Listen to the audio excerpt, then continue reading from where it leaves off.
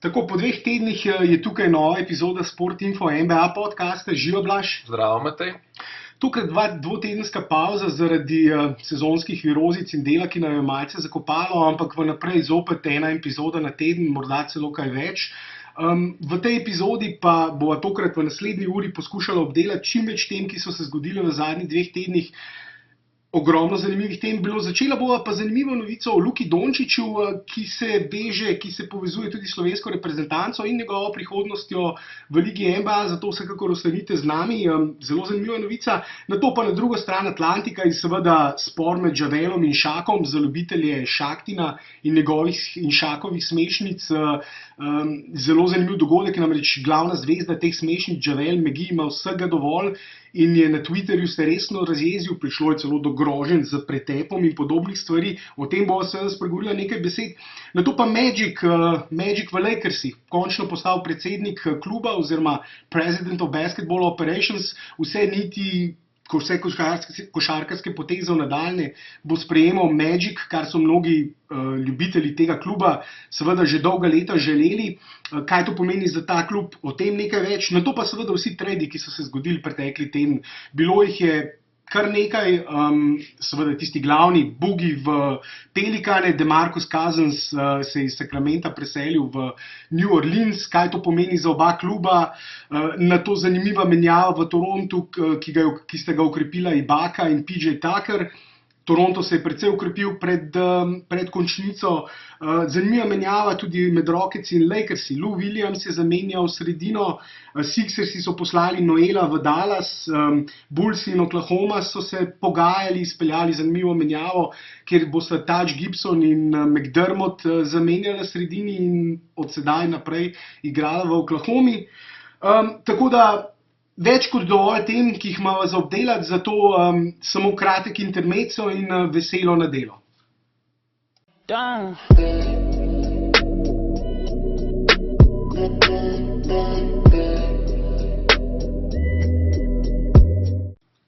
Tako kot sem obljubil, Blaž, začnemo z zanimivo novico o Luki Dončiću, ki je pred dobrim tednom, pred tem finalom španskega pokala sklenil pogodbo oziroma podpisal pogodbo o zastopstvu z famoznim Billom Duffyjem in njegovo agencijo BDA. To je ena izmed bolj znanih agencij v Združenih državah Amerike, katere član je tudi Rade Filipović. Rade Filipović je agent Zorana Dragića, predtem je zastopal Nesterovića, zastopal je tudi Lakovića, zastopal je tudi Smodiša. Tako da, kaj zdaj to pomeni, Blaž? Ja, zdaj to dejansko pomeni, da se Dončić naslednje leto brez dvoma podaja na NBA draft, ker drugače pač verjetno ne bi sklenil te pogodbe z to agencijo. Predvsem pa mislim, da je zdaj naloga te agencije, da malo potipajo trg, kdo bi si želel kaj Dončića naslednje leto potem na draftu, da potem vejo informacije o tem, a bo Dončić ostal v Realu, a se bo lahko preselil, se pravi, da potem dejansko lahko naredijo nek konkreten plan od tega, kako pa se bo Dončić preselil v NBA, kar je pač neizbežno. Tako, kakšen položaj bo imel v potencialnem klubu, ki bi ga znal izbrati na draftu, recimo, če gre za klub, ki mu ne bi omogočil, da začne že takoj v prvi peterki igrati, recimo, da pride do tega, da bi ga Boston izbral na draftu, ker ima v lasti Brooklynov pik tudi naslednje leto.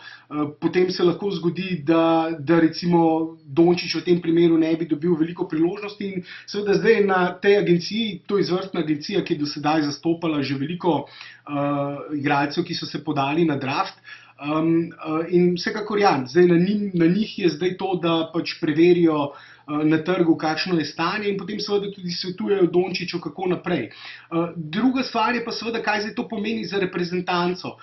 Ta povezava med Radetom Filipovićem in to agencijo, kot sem omenil, Smodiš, Nesterović, Laković. No ja, Smodiš zdaj ni več zraven pri reprezentanci, ampak Laković in Nesterović sta seveda pomembna dela, igrata pomembne vloge bosta nadaljne igrala pomembne vloge v reprezentanci. Kokoškov je recimo zdaj selektor, ki ga je izbrala ta nova struja znotraj reprezentance.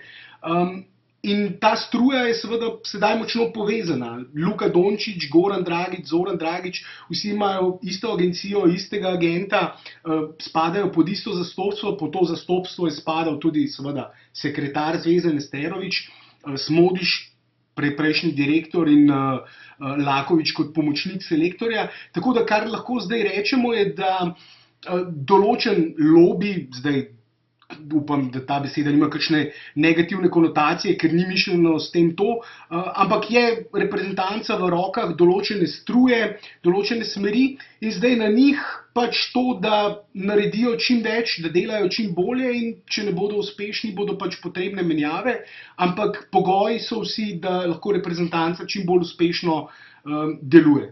Ja, in recimo se tudi, če pogledamo Rade Filipovića, on je bil zastopnik vseh v bistvu najboljših slovenskih košarkarjev v zadnjih 20 letih. Večine najboljših je bil on zastopnik, ne, in on je bil tudi en izmed tistih, ki jih je potem spravil na drugo stran luže, takrat, ko so se pač tja podali. In zanimivo je, da ravno vsi, ki jih je zastopal Filipović in so se potem podali čez v NBA, jih je potem tam zastopil Bill Duffy. Ne. Ja, no, zdaj Filipović je tako ali tako zdaj član te agencije BDA, on je v evropski zastopnik. Ja, zdaj je uradno se priključil tudi tej agenciji. Ne.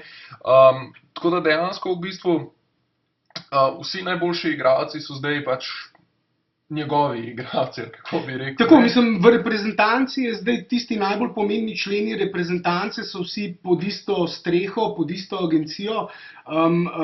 Luka Dončić je vsekakor prihodnost naše reprezentance, to je njegovo zastopstvo, to je zastopstvo, ki ima močne povezave, kot so dejala, z vodstvom reprezentance, tudi vodstvom reprezentance, ki postavilo tega selektorja, vodstvom reprezentance, ki bo morda skušalo Dragića prepričati, da morda oddela še kakšno prvenstvo, če se bo seveda morda uspelo reprezentanci uvrstiti na svetovno prvenstvo, kar je verjetno ena izmed tistih skritih želja in eden izmed tistih prvih ciljev. Tako da, tako recimo, ko sva govorila o tem pred snemanjem, podobno kot je recimo neka določena struja s Kopitarji imela v rokah hokejsko reprezentanco in je ta dosegla določene uspehe ravno zaradi te kohezije, te povezave, ima zdaj določena struja v rokah košarkarsko reprezentanco. Že spet, s tem ne mislim nič negativnega, mislim samo to, da pač določena konsolidacija vseh pozicij, prišlo je do tega, da pač imajo določeno moč, določene poteze so potegnili, jih bodo še potegnili, da bomo videli, kako bodo delovali. Kvalifikacije so zelo uspešno oddelali, brez poraza, reprezentanca je pokazala določen napredek, predvsem v napadu, nad katerim so se nekateri precej pritoževali v prejšnjih ciklusih.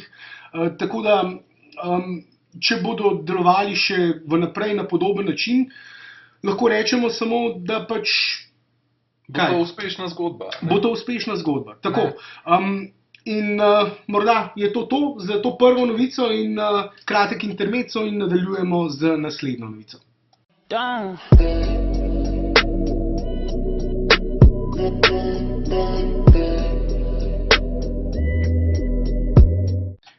JaVale McGee proti Shaqu. Ja, sva rekla, da moramo nekaj besed tudi o tem sporu, ki se je zgodil ta teden, spregovoriti. Namreč mnogi verjetno, vsaj tisti, ki redno spremljajo na Facebooku ali pa na naši strani, vedo, da redno objavljamo Shaqtin, te smešnice iz NBA lige, ki jih Shaq pripravlja vsak teden. In glavna zvezda teh smešnic je že dolga leta, že praktično od začetka samega... Tam 5-6 let. Tako, ja, je JaVale McGee, center, ki je v ligo prišel s precejšnjimi pričakovanji, izredno atletski center, ki pa, ja, je treba priznati, da se je v preteklosti naredil že ogromno neumnosti. In Shaq ga je seveda začel postavljati na te smešnice in je to na nek način postalo prav že tradicija. In vsak teden seveda nova smešnica z JaValeom McGeejem na Twitterju in različnih drugih socialnih omrežjih so ljudje začeli že pač v samem Shaqtinu kot sinonim za Shaqtin omenjati JaValea. Tako da je na nek način JaVale postal tarča zbadanja in posmeha v ligi in očitno je bilo zdaj ta teden je, kako se temu reče, voda. Ja, sodo izbilo dno. Vidiš, vedno, ko rabim pravi slovenski pregovor, se na to obrnem. Tako, Javel je imel vsega dovolj in je na Twitterju eksplodiral. Namreč, kaj se je zgodilo? Ta teden je Shaq že spet. Bil je premor za All Star in Shaq je rekel, dobro, ne bomo zdaj novih smešnic ta teden imeli, oziroma so imeli določene smešnice iz All Stara, ampak tokrat ne bo Javela, ker ga seveda ni bilo na All Staru. Nato pa naslednje 2-3 minute predvajal sketch, kjer je že spet imel glavno vlogo Javel McGee. Parodija na trailer Doctor Strange, tega novega Marvelovega filma, kjer je že spet glavno vlogo igral Javel McGee. In Shaq se je norca delal iz njega. Potem je pa Javel, kot si rekel, sodil vse je izbilo dno in je imel vsega dovolj in se podal na Twitter. Zdaj nekaj preklinjenja bo v naslednjih parih sekundah, zaradi tega, če še niste dovolj stari, si pokrite ušesa. Javel je na Twitterju sporočil, Shaq, get your nuts out of your mouth and EAD, eat a dick. Na to je Shaq odgovoril na to, Javel McGee, now since you're on a good team, you want to act like you're a player, now stop it, you will only be remembered for Shaqting a fool. #bummes. In potem je Shaq dodal še, Javel McGee, don't be acting like you a G, I'll smack the shit out of your bum ass, you the one that be looking stupid with your dumb ass, #bummes. Tako da Shaq je celo fizično zagrozil Javelu. In je potem Javel že spet nazaj odgovoril, oh, we're threatening people now. Kick rocks, you old bastard, you ain't gonna do shit. And that's on my mama. Stick to cooning. Ja, to je bilo potem morda malce reinterpretacije. Stick to cooning. Cooning je v bistvu slabšalni izraz, ki ga v Ameriki temnopolti Američani uporabljajo za druge temnopolte Američane, ki se delajo belce oziroma ki se pred belci delajo drugačne, kot v resnici so. To pomeni, da se pretvarjaš, da si nekaj drugega, kar si. In to je tak zelo pejorativen izraz, ki je že zelo star, mislim, da celo v 30 letih prejšnjega stoletja se je že začel pojavljati. In ki v bistvu pomeni, na nek način mu Javel s tem Shaqu pripisuje to, slave mentality, mentaliteto sužnja, ki je že spet pejorativen termin v seveda rasni polemiki, ki v ZDA seveda vedno se nahaja na glavnih naslovnicah oziroma je vedno ena izmed glavnih tem. In Javel je poleg tega, pa seveda, dodal je and that's on my mama, ker seveda pomeni zdaj v tem terminu iz naših logov majke mi, to pomeni, da resno misli, ne hecaste več Javel. In Javel je še dodal, forget being on a good team, I'm a grown man, you've had these nuts in your mouth for 5-6 years now, you thought I was gonna stay silent? Ain't y'all, I'm done responding, I'm done responding, I think, je za konec še dodal. Tako da to je bila celotna ta korespondenca na Twitterju, ki je eksplodirala in o kateri seveda vsi zdaj govorijo. Blaž, tvoje mnenje, zdaj sem govoril o celotni zadevi, upam, da sem jo dobro orisal. Ja, mislim, zdaj jaz po svoje razumem Javela, zaradi tega, ker določeni te utrinki oziroma bom rekel ne utrinki, ampak to, da se redno pojavlja v Shaq-tinu, ga lahko stane na koncu denarja pri podpisu nove pogodbe. Po drugi strani pa razumem tudi Shaqa, ker Shaq vseeno v končni fazi, on je njega naredil zvezdo. Kdo bi vedel za Javela McGeeja, če ne bi bilo Shaq-tina fula? In jaz razumem, po svoje razumem Shaqa, da je pa zelo užaljen glede tega, ker kakor vemo, vsaka reklama je dobra reklama, tudi če je slaba. In zaradi tega mislim, da Shaq tudi ni pričakoval, da bo Javel tako odreagiral, ker pač v končni fazi za njega je to vse skupaj samo en hec. Reklama, res reklama, mislim, da si Javel take reklame ne drži. Namreč to, kar si najprej rekel, da ga lahko stane denarja, recimo Steve Kerr je dejansko rekel, da on, preden je prišel Javel v ekipo, v Golden State Warriors, kjer letos dobro igra. Recimo tisto, kar bi Žaža, kar so morda pričakovali, da bo Žaža Pačulija počel, Javel malce bolje počne, ta rim protektor, brani obroč, brani raketo na nek način. Seveda, Javel je igralec, ki ima veliko pomanjkljivosti, ampak ima tudi talent. ima tudi talent, fizično je res izjemno mobilen za svojo velikost in ga lepo izkoriščajo. No, letos ga ravno kaj dosti ne moremo kritizirati in to, kar si rekel s pogodbo, ja.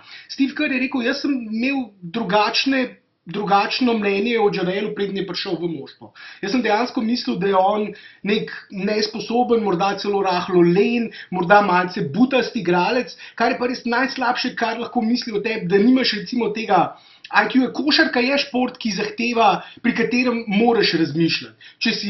Če nisi vsaj, ne bom zdaj rekel, da moraš biti genij za to, da igraš košarko, ne me narobe razumeti, ampak vsi res dobri igralci v zgodovini so tudi inteligentni ljudje. Potem, ko poslušaš intervjuje z njimi, vidiš, da so to, že spet ne bom rekel morda intelektualci, ampak lahko bi bili. Košarkarski akademiki, recimo temu, vsekakor misleči šport, ki zahteva glavo. In če ljudje mislijo, da ti nisi sposoben teh osnovnih stvari se naučiti in počneš neumnosti, ki stanejo tvojo ekipo lahko celo zmage, te lahko stane denarja. In to je tisto, kar je recimo potem še Kevin Durant, če si slišal tisto izjavo o Durantu, si slišal, kaj je rekel? Ja, Durant je v bistvu se kar spravil na Shaka, ne, in je v bistvu Shaka označil za igralca. V bistvu edino stvar, ki jo je pač dal Shako za pozitivno kot igralca, je to, da je bil večji od vseh ostalih. In uporabil je potem tudi izraz, da je bil totalno brez sposobnosti, brez skilla, ne. Ni znal zadeti trojke, ni znal zadeti prostega meta. Ni imel tehnike, bil je večji od vseh ostalih. To je v bistvu rekel. In da je v bistvu svojo kariero ustvaril na moči, ne. In potem zraven omenil, da je v bistvu Javel pa je tehnično bolj sposoben košarkar kot Shaq, ne, kar, dobro, diskutabilno lahko mogoče rečemo, da je, ne, ampak, ja, ne vem, to je diskutabilno, ne, zdaj, če bi rekel, ampak to je vsaj, treba je tudi vedeti, da to sta zdaj dve različni generaciji košarke, ne. Bom rekel, zdaj je dosti hitrejša igra, kakor je bila včasih, ne, včasih se je več igral na centre, zdaj se več igra na branilce in tako naprej. Ampak dejansko v bistvu Shaq si je po svoje naredil kar malo slabo reklamo z tem, ko je v bistvu se spravil, bom rekel, na Twitterju zdaj spravil. Ja. Ker dejansko je večina liga je zdaj stopila na stran Javela, ne. In so v bistvu Shaqu rekli, no zdaj pa je šel že malo predaleč. Ne bom rekel, že Draymond Green je začel s tem, ko je v bistvu Shaqu že prej rekel, da pač če lahko ne več daje Javela noter v Shaqatina, ne. In ravno ta izjava od Draymonda je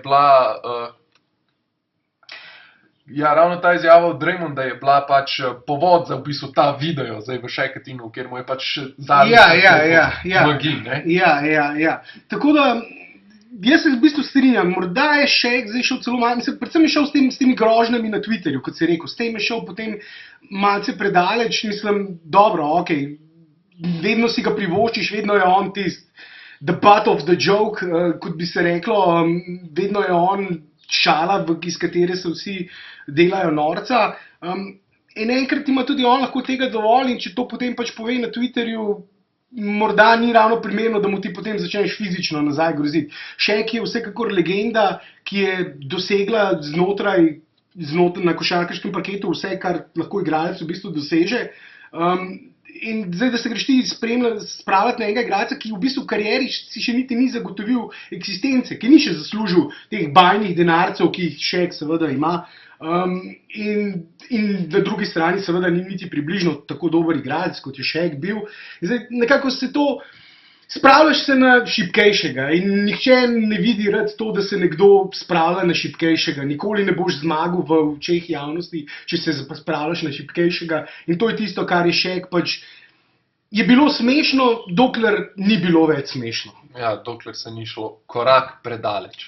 Ja, in ko gre zares, ko reče Javel, that's all my mama, majke mi, vemo, da je šlo predaleč. Tako, mislim, da je to, nadaljujeva po kratkem intermezzu z Magicom v Lakersih.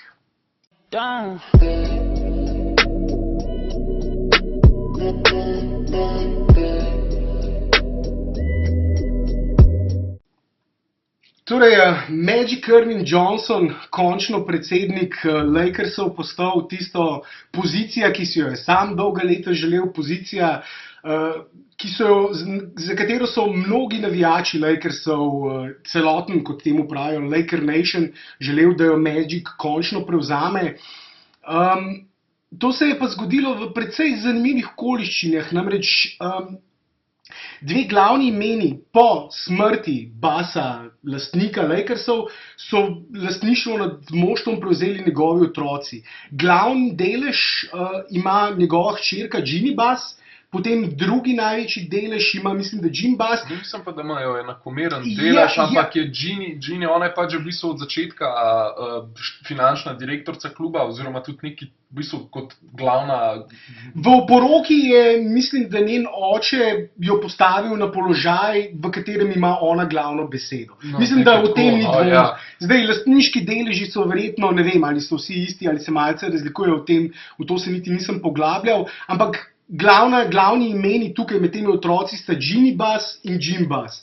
Jim Bass je upravljal to vlogo, ki jo ima zdaj seveda Magic, in on je bil tisti, ki je sprejemal mnoge igralske odločitve, ki so se v zadnjih letih pokazale za povsem napačne, in je že pred leti dejal, da če ne bo uspel v naslednjih parih letih sestaviti šampionsko moštvo, se bo poslovil.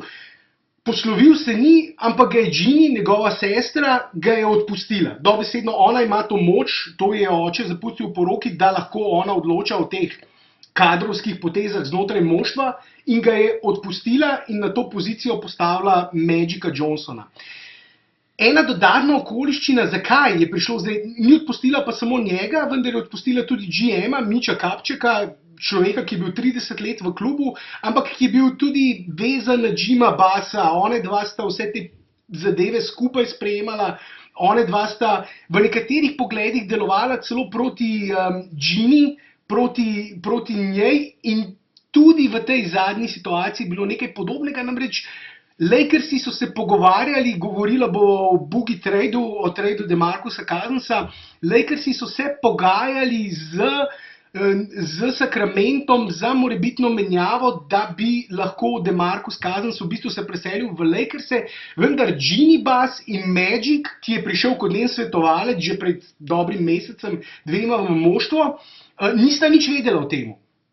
Ona dva sta za to zvedela šele potem, ko je že prišlo do trada in je DeMarcus že odšel v New Orleans. Šele potem je na dan prišlo, da sta se v bistvu Jim Bass in Kupchak pogovarjala z Sacramentom o tej menjavi. Potem je Ginny takoj odpustila Jima Bassa. Verjetno neka povezava tukaj je, Blaž. Ja, čeprav jaz mogoče, mislim, to je zdaj ful težko, ne? To so vseeno družinske stvari tudi hkrati, a ne, in vprašanje, če je zadeva res ni bila že vnaprej tudi rahlo dogovorjena, ne, zaradi tega, ker, tako kot si sam rekel, ne, Jim je rekel, da pač če mu ne bo ratal sestaviti moštva v parih letih, da bo pač sam šel, in jaz mislim, da je tukaj na koncu vse skupaj bila neka mešanica zdaj tega, da pač bo on šel, pa da Ginny ni bila z njim zadovoljna, pa tako naprej. In jaz mislim, da tukaj je bila potem neka v bistvu sporazumna odločitev, da pač Jim gre, ne, kolateralna škoda, potem je bil pa še Kupchak, ki pač v zadnjih letih pač roko na srce ni naredil nič. Ne. Pač draftu je tistih par, ki je itak bi jih draftu marsikjer drug GM, ampak kar se tiče nekih res hudih sprememb v moštvu, ne, pa ni naredil. Me pa zdaj zanima, zdaj, ko je pač ratu predsednik Magic Johnson, me zanima, kdaj se bo vrnil v klub Kobe.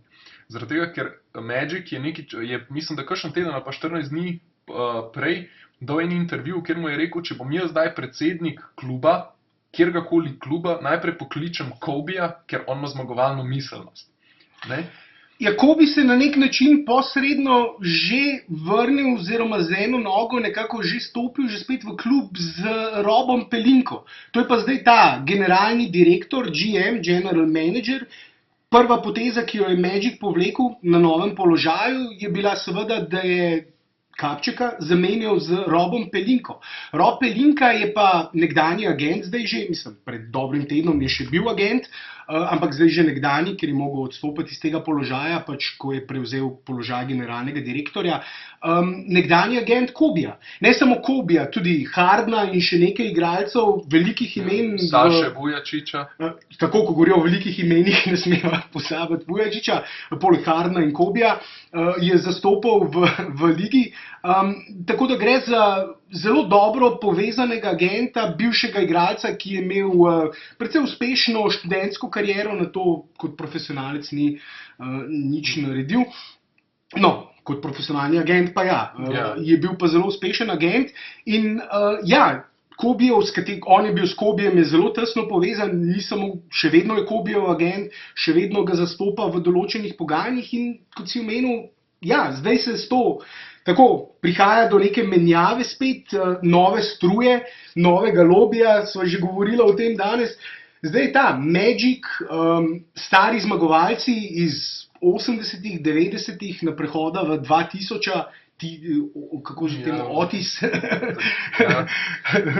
v 1000 leta in ta zmagovalna mentaliteta zdaj že zopet prihaja v klub. Ampak ali je Magic ta človek, ki bo lahko povlekel prave poteze? Namreč, čim je seveda prišel na ta položaj, se je začelo govoriti, so ljudje začeli pač gledati, kaj je on kot analitik in kot samo spremljevalec košarke pisal na različnih družbenih omrežjih. In Magic je imel precej recimo takih čudnih izjav, recimo za Michael Carterja Williamsa je rekel, da bo naslednji Jason Kidd in podobne stvari. Ogromno podobnih izjav je imel, ki ti dajo malce dvomiti o tem, kaj sploh Magic ve, ampak dajmo človeku priložnost, da se pokaže, da dejansko, zdaj ne bomo ga mnogi so ga začeli potem soditi po tem, kar je napisal na Twitterju.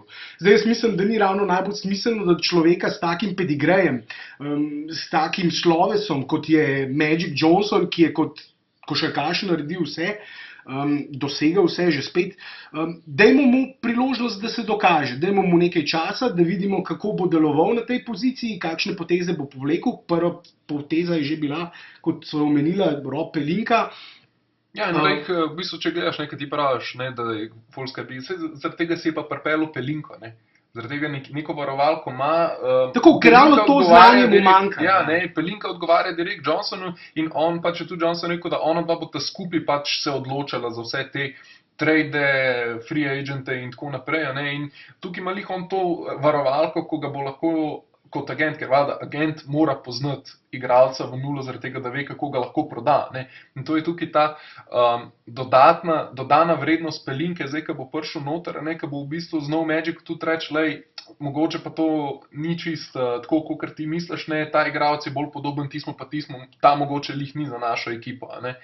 In tako da pa zanimivo videti zdaj to navezo med njima dvema, hkrati me pa zanima zdaj tudi, kaj se bo zgodilo z Waltonom. Zdaj zaenkrat pač trenerjem Lakersov zaenkrat pravi, da ima pač še on, da njegova služba varna, ampak vprašanje, kaj se zna začeti dogajati poletje, tam mogoče pripelja kakšnega trenerja, ko bo njima dvema bolj ugajal ali kakorkoli, to bo zdaj v bistvu zelo zanimivo videti, zdaj je praktično sta čist na koncu trade deadline, sta ona da v bistvu oba pa šla v klub, tako da v bistvu niti tako nista mogla narediti. No, Lou Williams v rakete je že tista prva poteza, hočem reči, res nekih tektonskih premikov nista mogla narediti, ker zato niti nista imela časa. Poletje bo pa dal prve odgovore v bistvu na ta vprašanje, ali lahko ta naveza pelje Lakerse v boljšo prihodnost. Ja, jaz mislim, da Walton bo ostal, vsaj izjave, ki jih je do zdaj Magic dal, so nekako kažejo v to smer, da bo Walton ostal tudi, mislim, da boljšega trenerja za mlado moštvo, ki se šele gradi, moštvo, ki se razvija, moštvo, ki bo konec koncev konkurenčno šele, če bo čez 3, 4, 5, morda še kakšno leto več, govorimo konkurenčno za najvišje položaje v konferenci svet. Verjetno želijo v končnico priti recimo tam v največ 3 letih, potem pa seveda korak po korak naprej. In Walton je, do zdaj se je dokazal, to, kar počne s tem moštvom, kar na začetku sezone počel, vidi se, da je vpeljal določeno mentaliteto, ki je potrebna pri mladih igralcih, predvsem delo, solidarnost. Recimo, en tak čist banalen primer, ko je recimo igralec šel iz parketa, ne spomnim se kdo, ampak ni petk namenil soigralcem po dobri potezi soigralcem, mu pokaže, obrni se in daj petke. Čist, take majhne stvari, ampak detajli, ki so pomembni v ekipi. Ja, ki gradijo v bistvu. Pohvali soigralce. Ravno mislim, da Russell je bil tisti, ki to ne. Če si, če si vodja ekipe, vsaj na parketu, tisti, ki organizira akcije, pohvali igralce, ko naredijo nekaj dobrega. In ravno Russellu manjkajo take zadeve. In nekaj podobnih igralcev, veš, ti mladi igralci, ki potrebujejo trenerja, da jim preprosto razloži, se veš, kako je zdaj s temi one and done igralci, ki direktno iz univerze, iz fakultete po enem letu prihajajo, praktično samo eno leto igrajo, organizirajo košarko, pridejo iz teh divjih srednješolskih lig v Ameriki, ki so res na robu organizirane košarke, komaj bi temu lahko rekli organizirana košarka. Pridejo in eno leto delajo na univerzi, eno sezono in se potem že podajo, jim sedaj pogosto igralcem manjkajo že tiste osnove, dobesedno kako ravnaš v ekipi, določene te stvari, ki se jih v Evropi mnogi igralci naučijo že pri 13 mladinskih selekcijah. Tako da jaz mislim, da je Walton prava oseba, ampak ja, kot si rekel, lahko pa morda pride do kakšnih sprememb poleti, ko bosta imela škarje in platno v svojih rokah, da pač skrojita neko novo usodo, čisto novo usodo. Walton je le bil še pač imenovan pod prejšnjim režimom, ampak to je bila ta dobra poteza. Na drugi strani so pa seveda recimo tista pogodba Mozgovu, pogodba Dengu, ki so jim skupaj dali skoraj $120 milijonov naslednja 4 leta, kar še vedno, ravno Lakersi so bili skupaj na čelu z Jimom Bassom in Kapčekom, so bili tisti, ki so bili lansko poletje krivci za tisti nor poletni rok, v katerem so prosti igralci podpisovali nore pogodbe, zaradi tega, ker je prva pogodba, ki so jo podpisali tisto poletje takoj, 2. julija, 1. julija, ko se je začel ta rok za podpisovanje novih igralcev, je bila pogodba, ki so jo dali Mozgovu. In s tem so postavili trg, ko daš ti takemu centru 17-18 milijonov na sezono, preprosto, kaj ne zdaj, kdo bo na trgu potem manj denarja za slabše igralce, in potem so se začele tiste nore pogodbe, potem ravno zaradi Lakersov in te njihove pogodbe Mozgovu, ki mu bodo morali še čez, mislim, da 3 leta plačevati tam blizu $18 milijonov, ko bo star že 35 let, in že sedaj letos se kaže, da v obrambi v tej small ball košarki je povsem neuporaben. Pogosto celo Walton ga je začel že puščati na klopi, nekaj tekem celo ni odigral, in to igralec, ki ga plačujejo več kot 17 milijonov na leto.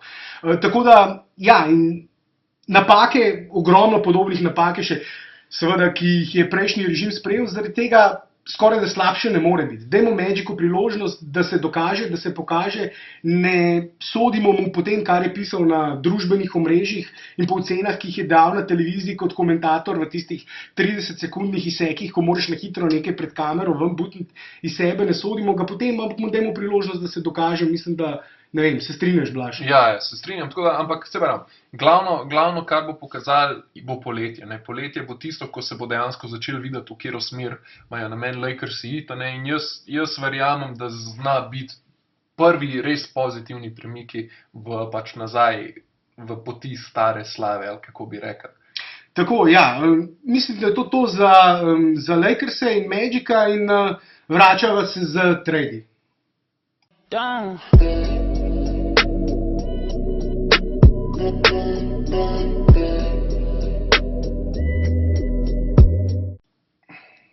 Tako, začnemo zdaj s tradi, ki so v bistvu prevladovali v tem tednu po All-Starju. Najprej se bova na hitrco ustavila pri Miamiju, glede na to, da je pač to vpliva tudi na Gorana Dragića. Miami v bistvu ni izvedel nobene menjave do konca prestopnega roka, in potem kmalu po tistem je Pat Riley tudi izjavil, da štartajo na poletje, da bojo poleti prenavljali ekipo. Tako da o njih nimava kaj preveč za govoriti razen tega. Greva pa zdaj na glavno temo v bistvu konca prestopnega roka, in to je ta menjava Boogija v Pelikane, ki je v bistvu bila menjava, ki je presenetila marsikoga. To je menjava, ki se v bistvu ni niti napovedovala, Pelikani niti niso tako bili v neki hudi igri za Cousinsa. In Matej, kaj misliš, da zdaj ta trade pomeni za obe ekipi? Ja, Kingsi bojo boljši, Pelikani bojo slabši, če sem zelo oben, ampak ne, šalo na stran. Ja, menjava, ki je res takoj na začetku tega preden se je začel res stopnjevati prestopni rok, vedno ponovadi zadnji dan, zadnje ure je najbolj pestro. V tem prestopnem roku zdaj je bilo najbolj pestro že povsem na začetku, ko so se začele te zadnje dni, namreč takoj po koncu All-Star vikenda.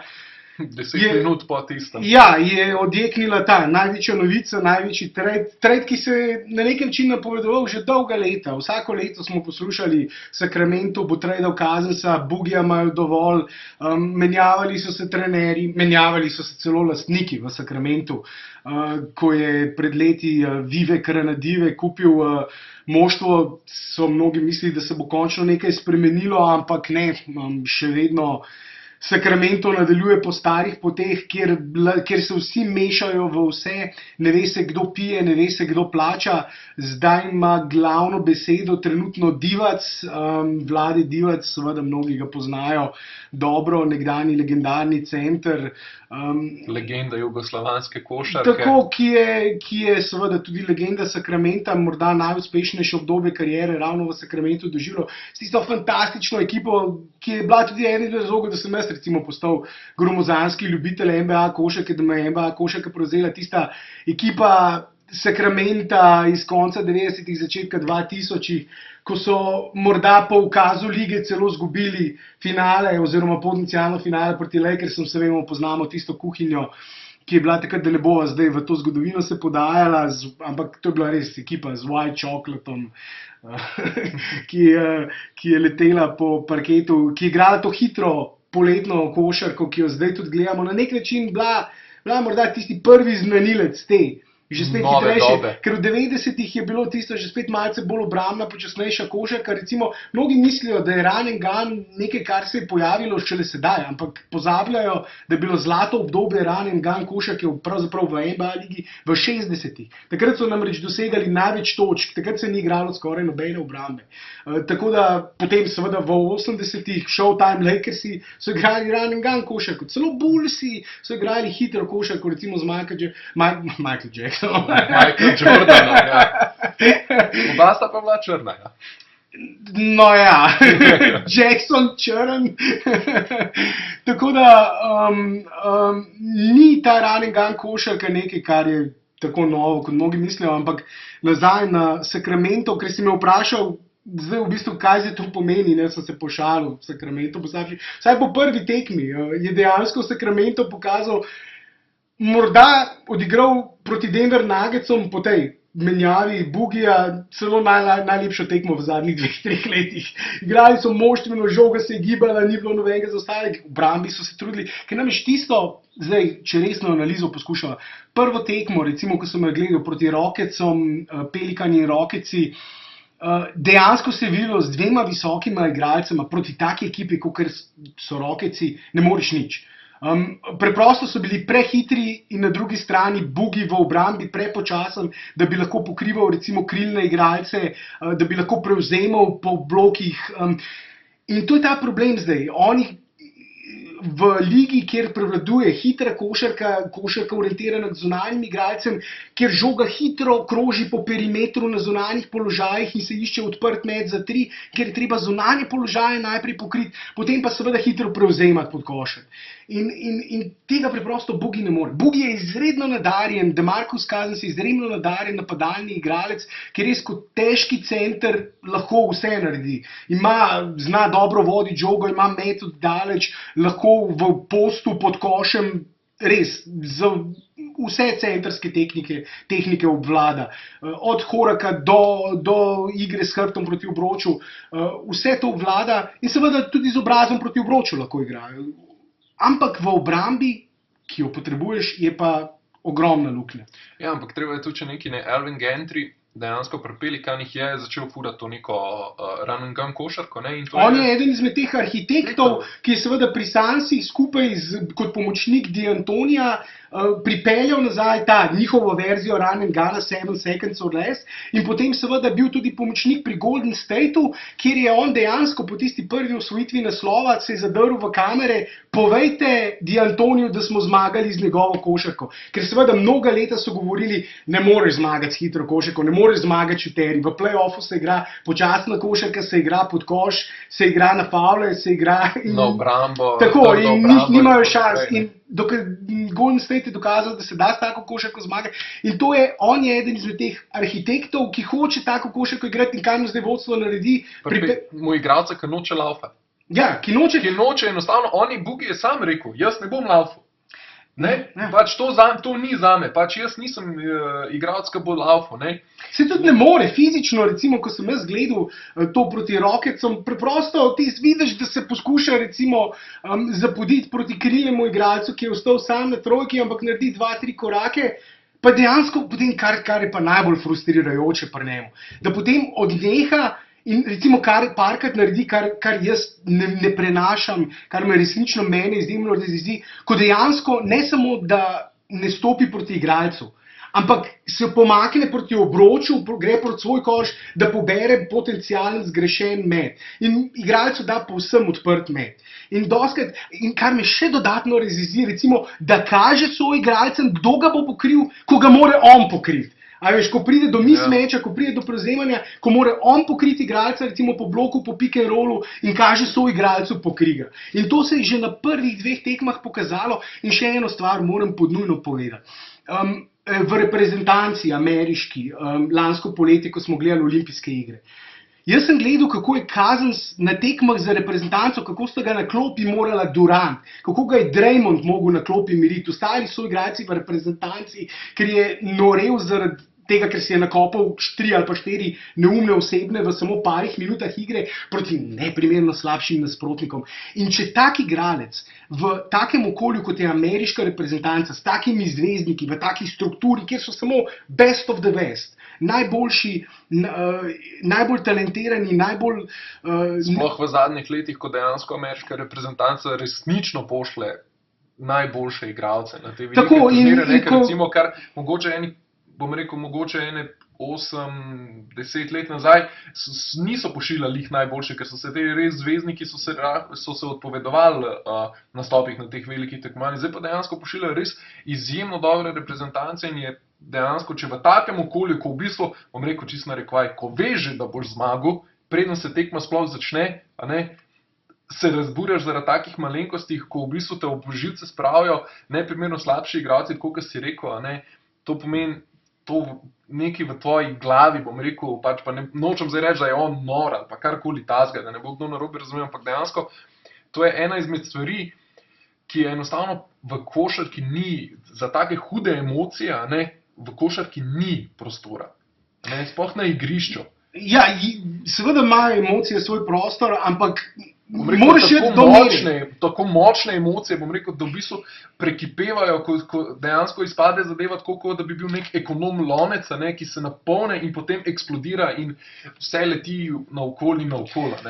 Kar je recimo za Draymonda rekel, I want him to go up to the line, but never cross the line. Ker Draymond namreč ima tudi probleme s tehničnimi, probleme s temi brcami in on je ta igralec, ki igra na robu, ves čas na robu teh emocij. Da ne gre preko teh emocij, kjer ga emocije do določene mere polnijo, ga nadajo z energijo, on to energijo daje moštvu, taki igralci so nujno, ampak ne sme še čez mejo. In Bugi gre vedno čez mejo, Draymond se lovi in recimo lahko to postane še problem. Konec koncev so Warriorsi, lahko rečemo, da so morda zaradi tega, ker je šel čez mejo, zgubili potem finale, ko je bil suspendiran, zaradi tistega z LeBronom Jamesom. In to je lahko recimo primer, kjer vidiš, ker odlično ekipo lahko to, da greš čez mejo, ostane celo naslova. Zaradi tega pri Bugiju na dosti nižjem nivoju, v dosti slabši ekipi, iščeš določeno odgovornost, iščeš, da pokaže določeno zrelost, da pokaže, ne moreš ti igrati samo v napadu, recimo, to je bil problem pri Hardenu, zaradi tega Hardena niso imeli resno in je mogel malce izboljšati obrambo. Letos recimo, ne glede na to, kako dobro Westbrook igra v napadu, se zdaj pa pri njemu začelo govoriti o obrambi, o njegovi površni obrambi. Tako da moramo govoriti pač o obeh stranih parketa, ampak kar sem želel se navezati na to, kar si rekel za reprezentanco in strukturo in to, ko smo začeli govoriti v lanskem letu v Riu.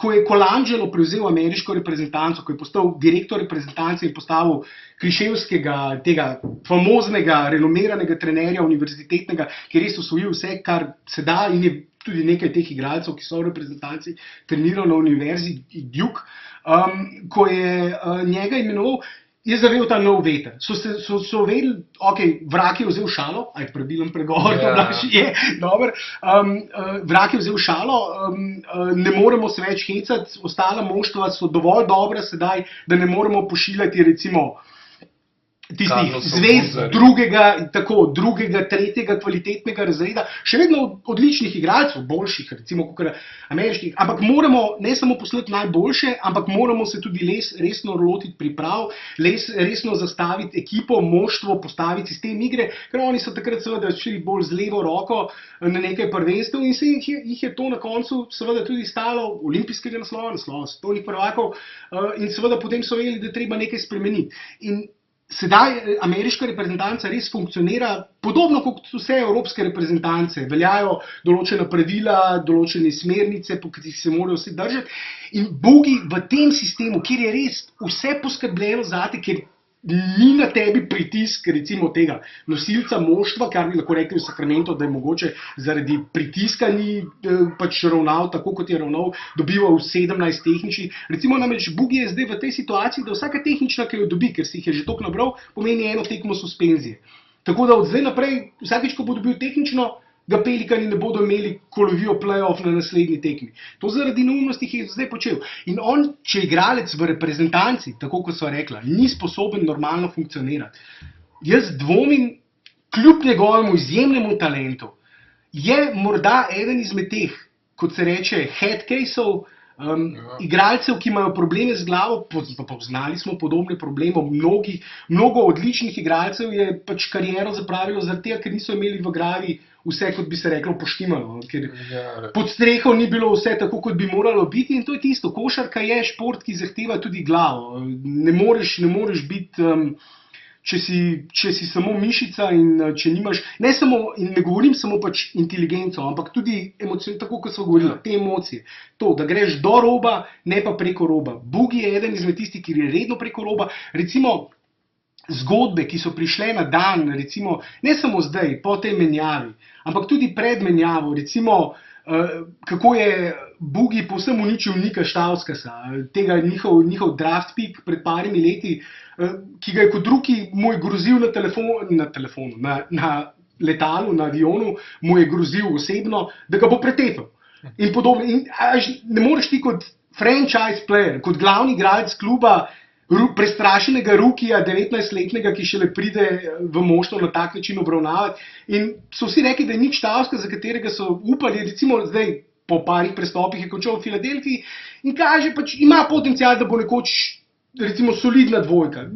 Ima dober strel, ima nekaj prodora, v tej ligi taki igralce potrebujejo, ni slab igralec, hočem reči, mislim, ni bust.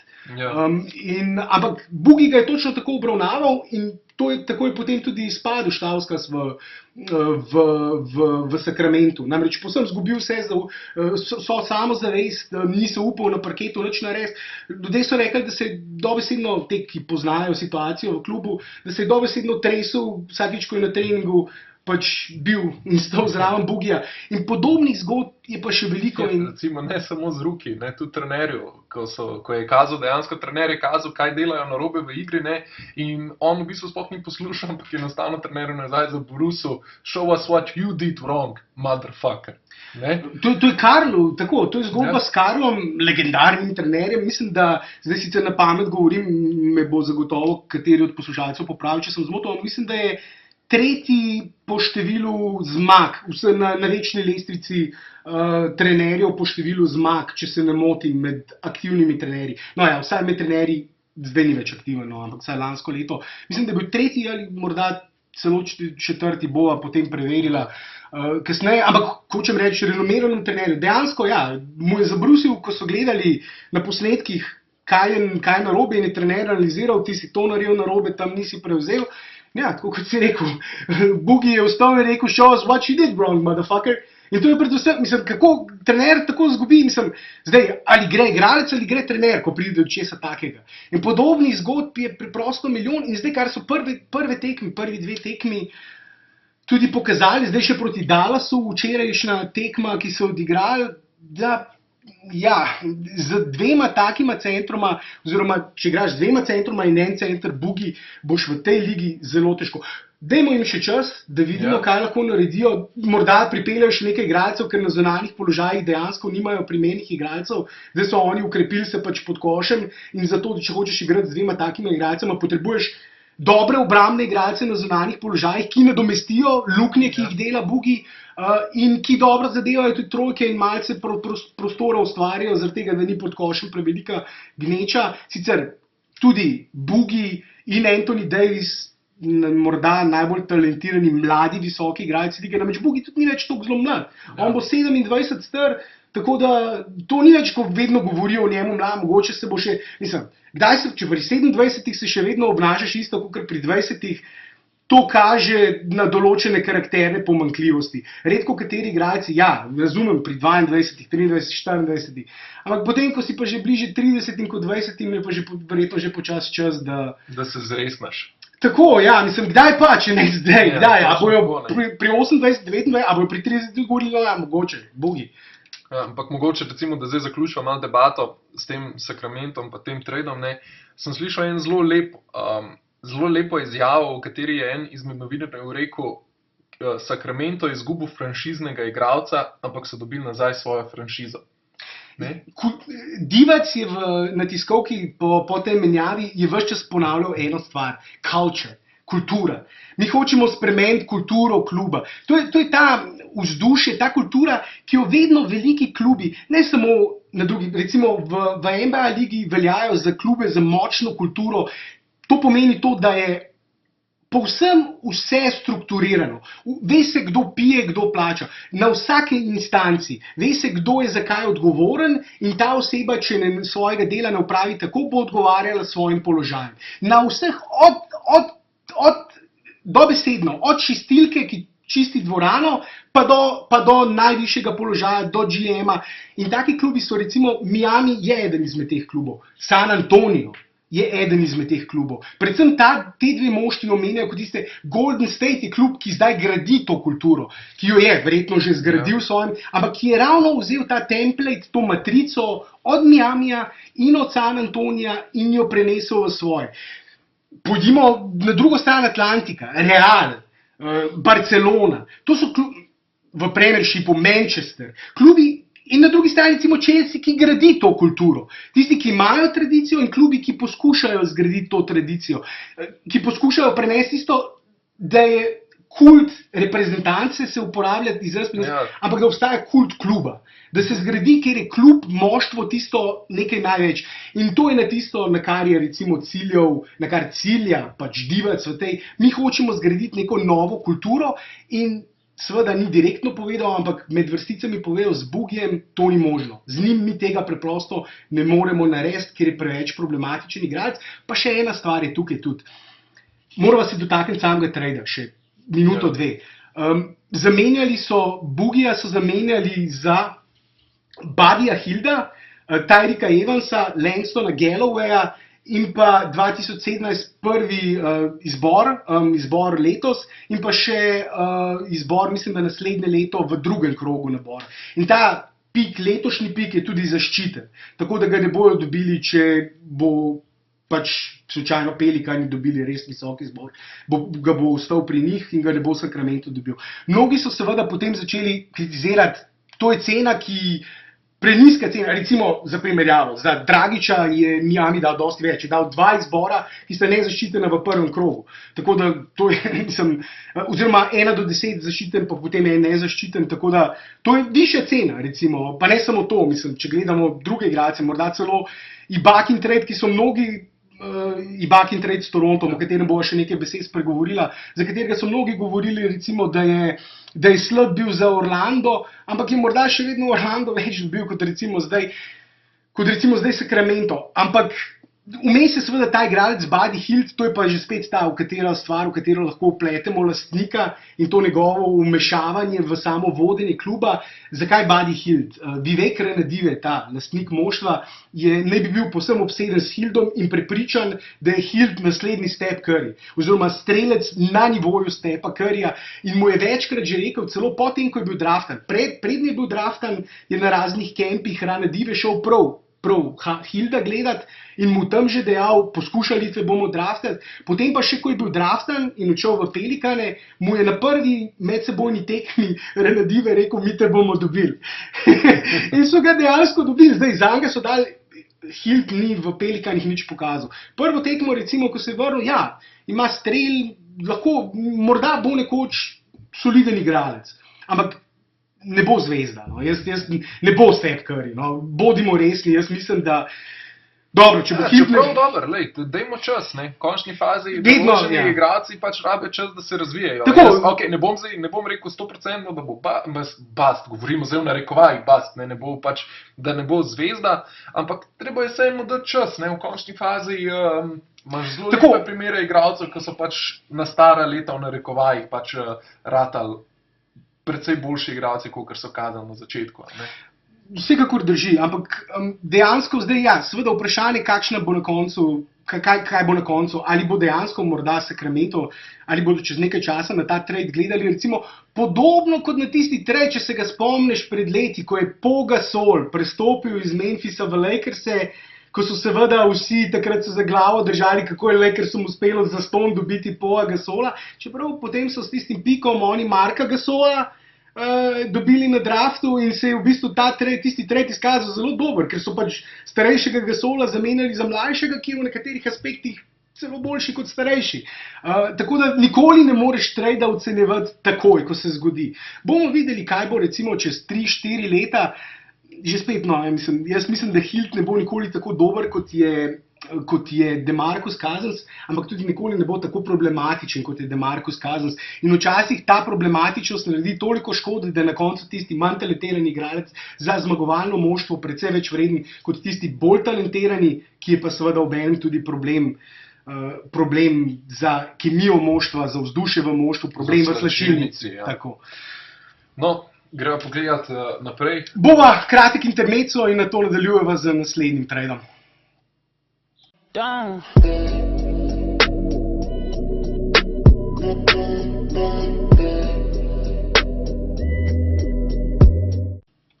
Tako pa še preostali tradi, mogoče najprej, da se dotakneva absolutnega zmagovalca, vsaj po mojem mnenju, morda tudi po tvojem, boš povedal, Blaž, torej Toronta, ki je v klub pripeljal Ibako iz Orlanda in PJ Tuckerja iz Phoenix Sunsov. Ja, v bistvu pripeljali so točno to, kar so nucali. Potrebovali so enega v bistvu musclemana iz klopi, da pride in lahko dobro odigra v obrambi. Zraven so pripeljali enega izjemno talentiranega šterko, ki lahko širi parket, odpira prostor recimo DeRozanu za prodore. In Lauriju, ampak bolj DeRozan niti znan strelec. In dejansko v bistvu iz konca tega trade deadlinea je Toronto izšel ven kot huda konkurenca za Cleveland.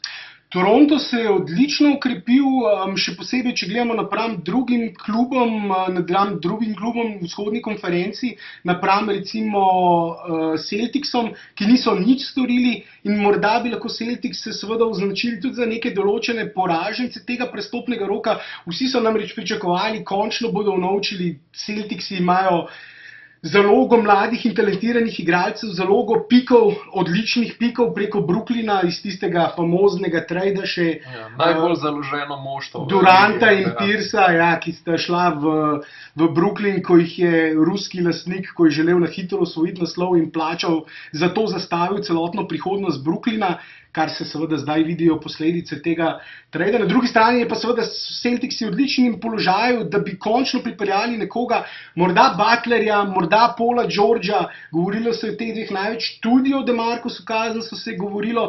V neki točki celo o Carmelo Anthonyju. Tako, tudi Carmelo Anthony se je pojavljal v vseh govoricih, ampak vedno vsak prestopni rok zadnje čase je pri Celticsih tako tresla se je gora, rodila se je miš. A je prav pregovor, tako. In dejansko Celticsi so morda neki določeni poraži, sicer še vedno imajo vse pike, še vedno imajo to zalogo mladih igralcev, ki jih lahko morda v nekem tradu porabijo za nekega boljšega zvezdnika. Ampak čas se počasi izteka. Ali bodo končno že spet naskočili naslov prvaka ali ne, bo težko reči, predvsem zaradi tega, ker se je Toronto sedaj močno ukrepil. Začeli so padati na lestvici, Celticsi so jih prehiteli, Toronto je potreboval točno tako, kot si rekel, točno take ukrepitve, kot jih je pripeljal. Gromozansko luknjo na šterki, kjer niso imeli nikogar. Na začetku sezone so celo Salingerja, ki so ga ravno iz Celticsa pripeljali, na tej poziciji uporabljali. On se je poškodoval, na to že tako je precej korpulenten dečko, se je še dodatno ojačal, otežil v tem času, ko je bil poškodovan in seveda povsem neuporaben ostal. Peterson tam luknjo tudi krpa, ampak to je igralec, ki lahko prihaja iz klopi, ni igralec, ki lahko začenja. In ravno zaradi te ogromne luknje, ki so imeli na tem položaju, so pogosto padli že na začetku tekme v luknjo in si nakopali recimo rezultatski zaostanek in potem vedno celo tekmo poskušali se izkopati iz tega zaostanka.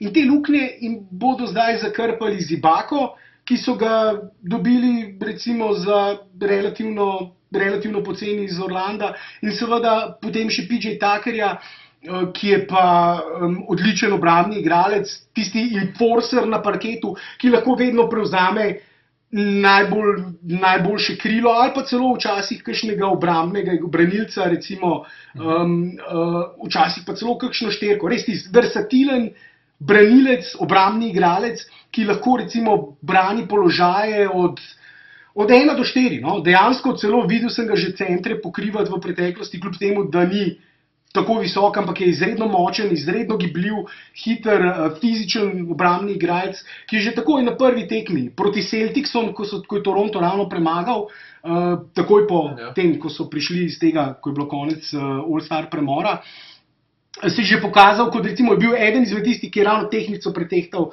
v korist Toronta, ki je igral brez Laurija tisto tekmo. Tako da so bili recimo še vedno malce oslabeni in so premagali Celticse. Tako da vsekakor zame zmagovalci prestopnega roka, zate je Blaž tudi, Anada. Čeprav edin treba omeniti nekaj, ne. Dejansko za moje pojme so oni plačali vsem kar precej visoko ceno za Ibako, glede na to, da Ibaka je sicer ta trenutek zelo ugodna opcija, ampak mu po koncu te sezone poteče pogodba. In Ibaka je en izmed tistih igralcev, ki lahko pričakuje, kako bi rekel poleti, Američani bi temu rekli payday. Ibaka je, mislim, da je igralec, pa ne sam jaz, marsikdo, mislim tudi poznavalci NBA košarke se strinjajo, da je Ibaka igralec, ki bo letos poleti en izmed glavnih free agentov, ki bo tudi en izmed tistih, ki bo največ zaslužil. In v bistvu, da ti daš first pick, pa igralca za igralca, ki ga verjetno naslednjo sezono ne boš niti mogel podpisati, je kar visoka cena. S tem, ko so tradali zanj, so dobili tudi njegove bird pravice. To pomeni, da gredo lahko preko proračuna, presežejo tisto mejo in ne gre to v tako imenovani davek na luksus. Zaradi tega ne morejo jim ni potrebno plačati dodatne cene, ampak imaš prav, imeli bodo velik problem, namreč ni samo Ibaka tisti, ki ga bodo morali podpisati, zdaj je tudi Lauri, namreč eden izmed tistih, ki bo želel svoj kos pogače, po vsej verjetnosti maksimalno pogodbo, kar pomeni, da bodo imeli dva igralca, ki bosta tam blizu 30 milijonov zahtevala na sezono. In to seveda potem pomeni, da bodo Ibaka, Lauri in DeRozan skupaj, DeRozan je že dobil svoj maks, skupaj skoraj 90 milijonov, preko 90 milijonov lahko zapolnili. Proračun pa se ne bo toliko dvignil, kot so recimo smo pričakovali pred začetkom te sezone, ampak bo proračun dovoljeni tam nekje, strehca postavljena, cap bo postavljen na $102 milijonih, kar pomeni, da bodo imeli za celotno klop in vse ukrepitve na voljo samo manj kot $12 milijonov. In to je en problem, s katerim se bodo morali soočiti poleti, zaradi tega je zdaj to tista poteza, kot se ji reče, all in. All in, tako je. Mislim, če jim rata zdaj premagati Cleveland na vzhodu, in da pridejo v finale, to je dejstvo, da bo zelo težko, bom rekel, ker tudi vemo, da LeBron je v play-offu še dodatno motiviran, jih potem čaka vseeno v finalu Golden State. Ne? Zdaj pa govorim potem lahko, da Golden State bo kiksnil, ampak recimo gledamo po favoritih, ne, da ga v finalu čaka Golden State, ne?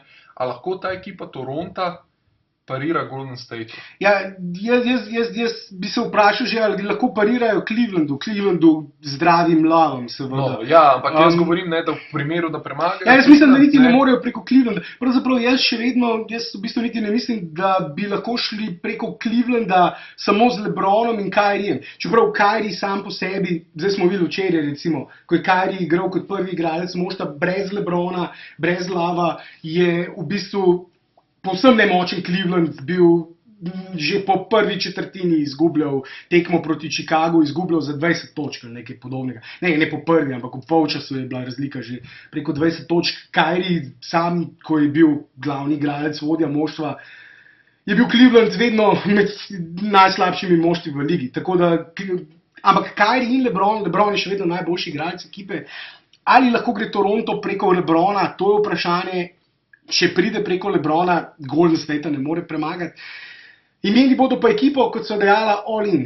Plačali bodo vse za njih, Ibako bodo morali obdržati, ne glede na to, kako se bo končala zadeva, glede na to, da so zadnjo vseeno plačali, dali Terence Rosse, dali izbor, zdaj, a boš to zgubil za nič, verjetno ne, podpisati moraš igralca za to.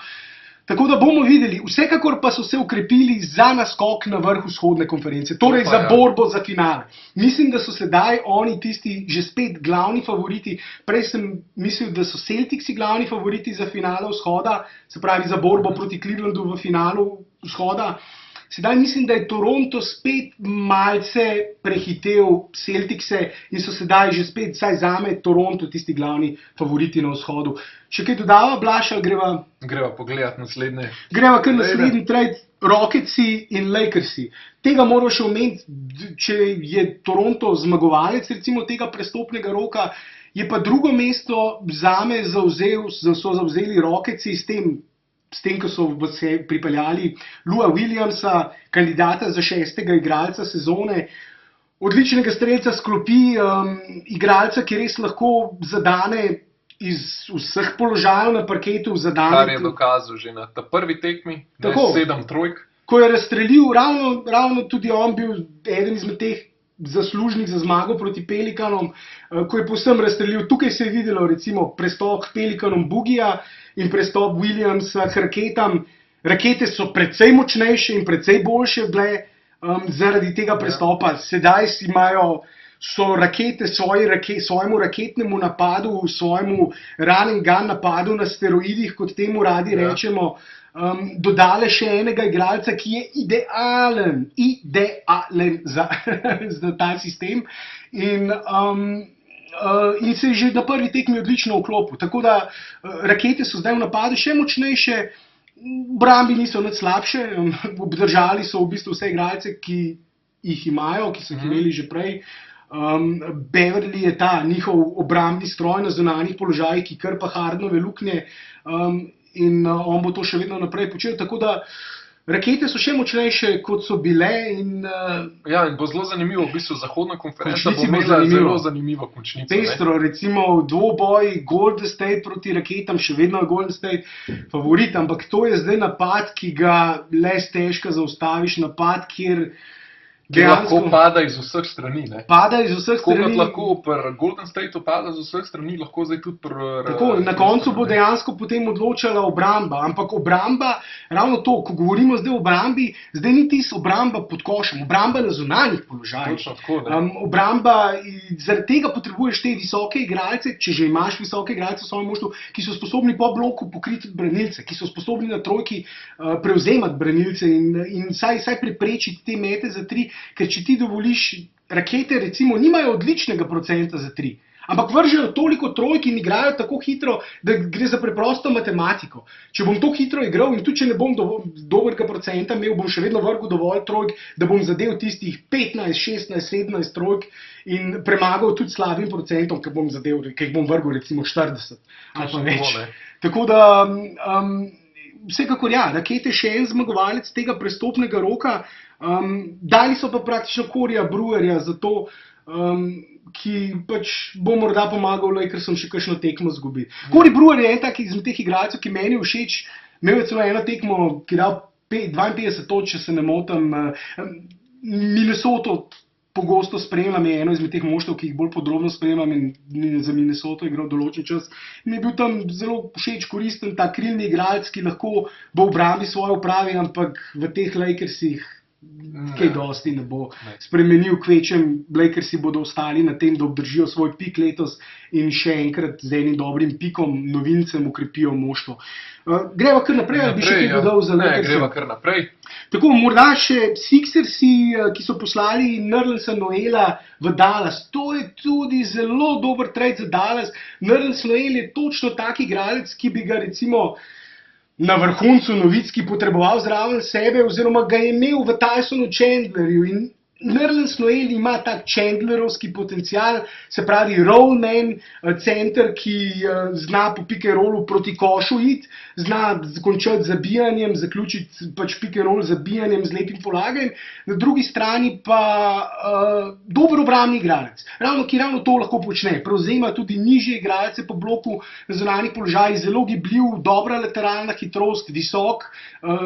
In jaz mislim, da glede na to, kaj so, na koncu bil je 6. izbor, mislim, da so ga Filadelfija zelo poceni dala, in to je tisti ta njihov problem Filadelfije recimo. Ja.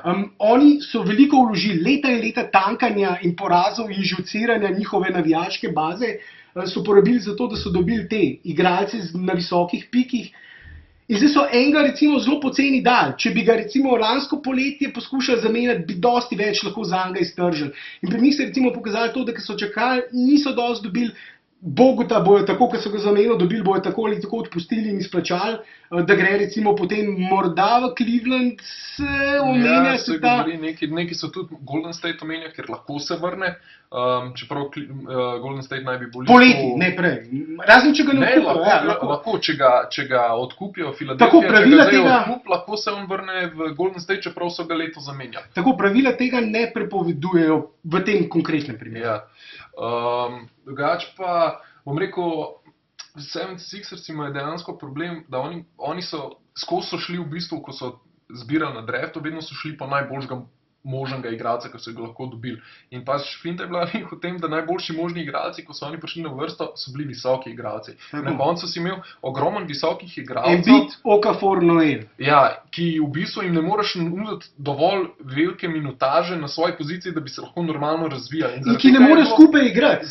Tako, ne, in ne morejo pa tudi ne skupaj igrati. In zaradi tega je v bistvu ta trade Noela, bom rekel, izmed teh treh je verjetno on mogoče najšibkejši izmed teh treh. Ja. Z Okaforjem sta lih tam, ampak recimo, mogoče bi lahko rekel, da ima Noel rahlo nižji potencial kot Okafor, ne? Ja, en je mogel iti, Okafor ali Noel. Mislim, da ima Noel malce večji obrambni potencial, Okafor ima malce večji napadalni potencial, ampak sta ravno tam nekje. Ampak dobro, za mene osebno Okafor mogoče mičkam boljše, ampak to zdaj za odtenek, recimo za 3%.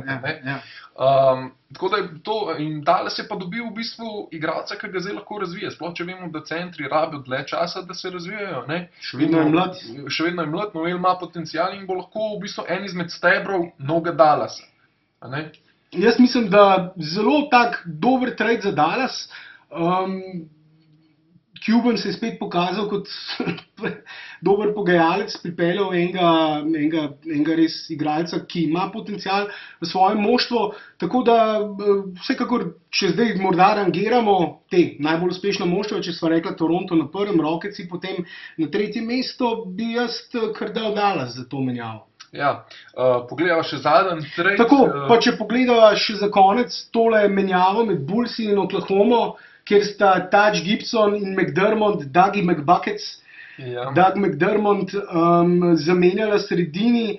Mnogi pravijo, da je Chicago čistil prostor, da bi morda izpeljal na to še neko naknadno menjavo, do katere pa ni prišlo, ker samo na papirju se zdi malce v vsakem primeru, Bullsi so zdaj slabši, čeprav Ja. zdaj po prvih tekmah, ki smo jih videli, zdaj, ko so Ja. premagali Cleveland, ampak Cleveland brez LeBrona, samo s Kyriem, treba to povedati, to nič ne pomeni. Ampak, mislim, niso izgubili, ampak vsekakor se mi zdi, da so Bullsi šibkejši, oziroma ne se mi zdi, so šibkejši, kot so bili. Dva dobra igralca, še posebej za McDermotta. Ja. Ogromno so plačali takrat, da so ga pripeljali. Mislim, da so 5 pikov zamenjali. Ne, 2 pika so zamenjali. Zdaj Ja, se samo točno še ne spomnim. je bilo par Prej, da so tiste tako. pike dobili. Tako da skupaj, kumulativno Ja. je potem to, mislim, da 4 ali 5 pikov za to, da so ga pripeljali. Videli so ga kot tistega šuterja na krilu, ki lahko razširi prostor, ki lahko Mislim, v saj obrambi to pokrije je više McDermott igralcev. tudi kazal. Ne? On je v bistvu je imel približno 60% uspešno zadetih trojk na koledžu in to kontestanih trojk, se pravi, ko ga je nekdo pokrival. Ne? Ampak kaj je bila pa prva stvar, ki sem jo jaz pomislil, ko je Chicago izvedel ta trade, je bila očitno Chicago res ne mara streljati trojk. Očitno oni res ne marajo igrati. Še manj prostora. Ja. Ne, pač ker dejansko oni zdaj pa praktično nimajo več šuterjev. Ja, se To pravi, je bil še manj prostora, ne, slabši in pač- spacing. Ja, in pač dejansko ti imaš trenerja, ki goji hitro igro na trojkah, na metanju trojk in pripelješ mu igralce, ki ne zna noben v seriji zadeva trojke. In odpelješ igralce, ki Ja, to lahko mislim, naredijo. jaz to res ne razumem. Bom rekel, Chicago, pač potem predsednik kluba, GM, zdaj ne vem točno, pozabil sem, je rekel, da so pač šli v to pomlajevanje moštva. Ne? Ampak kaj so oni v bistvu pripeljali, niso čist nič pametnega, pripeljali so Cameron Payne je, kot se Pripeljali omenja. so, ja, mislim, jaz sem tako rekel, pripeljali so še več branilcev, Ki ne znajo ki ne metati. znajo metati, hkrati že imajo ogromen branilcev. Jaz res ne razumem, jaz mislim, da tukaj Chicago, to sva že v enih prejšnjih podcastov razlagala, tukaj se bo mogel zgoditi nek hud tektonski premik, ker Chicago je dejansko Garpax izgubil. se more posloviti. Ja, ker dejansko pač Chicago je totalno izgubil kompas. Ja. Totalno je izgubil kompas. To je ta dvojec, Garpax, Paxton in GM. Foreman, ja. Tako da, ja, in v tem so že v enem, kot si dejal, v enem od prejšnjih podcastov, so se prav lotila Chicago Bullsov, sva se lotila, imela so dvojno poglavje, tragikomedija Bullsov in tragikomedija Knicksov, tako da, če si želite, si lahko to v en izmed prejšnjih epizod preposlušate.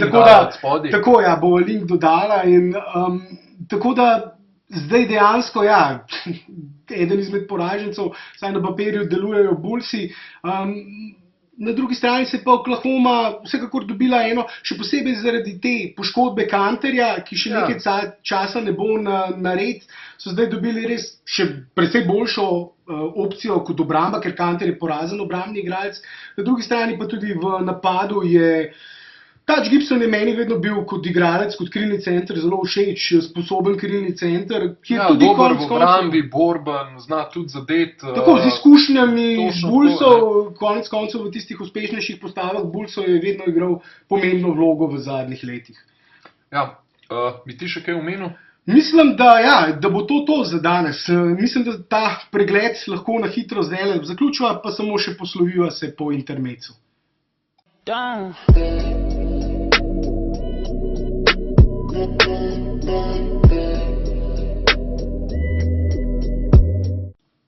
Tako, tale turbo naspiderana verzija, pregled, mislim, da sva res veliko pregledala v relativno kratkem času, upam, da nisva bila predolga za vas. Kot vedno, kot ponavadi, seveda kritike dobrodošle. Kaj bi še povedala, preden se posloviva, Blaž? Ja, v bistvu naša Facebook stran NBA Slovenija, Facebook je nekaj zdaj spremenil politiko, kar se tiče tega reacha, se pravi, koliko lahko ljudje vidijo naše vsebine, ne, tako da če se vam kdaj kaj ne pojavi v newsfeedu, ne, na naši spletni strani sportinfo.si ali pa če kliknete direkt na NBA Slovenija, boste vedno najdeli vse zadnje novice, ne, tudi če se vam ne pojavijo lih na prvi strani na Facebooku, na Twitterju še vedno, če imate kako vprašanje, najraje vidva, da nam na Twitter pišete, na sportinfo.si Twitter. Lahko pa tudi preko Facebooka. Lahko tudi prek Facebooka, ne. Lahko pa tudi prek naše spletne strani, imamo tam kontaktni obrazec, kakršnokoli vprašanje glede česarkoli lahko komot vprašate. Naslov spletne strani je sportinfo.si. Tako, to je pa v bistvu tisto najbolj važno.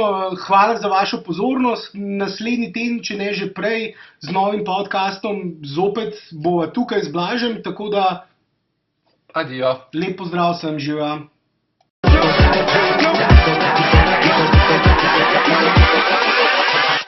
Hold up.